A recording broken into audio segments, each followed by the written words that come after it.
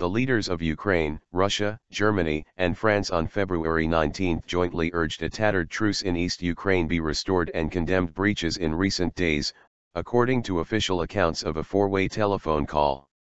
Ukrainian President Petro Poroshenko slammed in particular the rebel storming of the key eastern town of Debaltseve this week and called for international guarantees should further violations happen, his office said. Poroshenko stressed that a stalled withdrawal of heavy weapons from the front line, agreed under the German and French-mediated truce, could only happen once the ceasefire was deemed to be comprehensive. He also called for all prisoners to be released, including those who had been captured near Debaltseve. The German statement said Russian President Vladimir Putin promised to persuade the rebels to carry out a prisoner exchange. Poroshenko, Putin, German Chancellor Angela Merkel and French President François Hollande all agreed that Organization for Security and Cooperation in Europe observers tasked with monitoring the ceasefire should be allowed to do their job unhindered.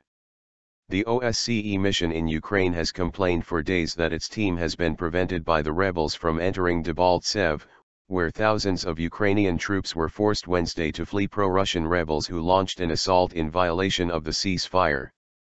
The French presidency statement said OSCE representatives would meet the warring parties to quickly put in place the measures agreed last week in the Belarus capital Minsk.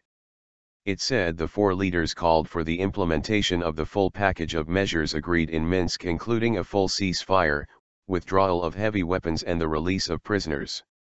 The statement said that foreign ministers from the four countries would speak later Thursday to define how the ceasefire was being implemented. A French diplomatic source also told AFP there will be a meeting, maybe in Paris, in coming days. Poroshenko's call for international guarantees in the event of more truce violations came on the heels of him calling for international peacekeepers to be deployed in East Ukraine. He reiterated the appeal in the four-way call, saying talks should be held on the possibility of putting peacekeepers on the front line, and along the porous Russia-Ukraine border. Russia and the rebels have expressed strident opposition to that idea, claiming it would destroy the truce. Ukraine and the West accuse Russia of cynically engaging in peace talks while covertly deploying soldiers and military assistance to the pro-Moscow separatists, who are gaining territory. The Kremlin denies the allegations.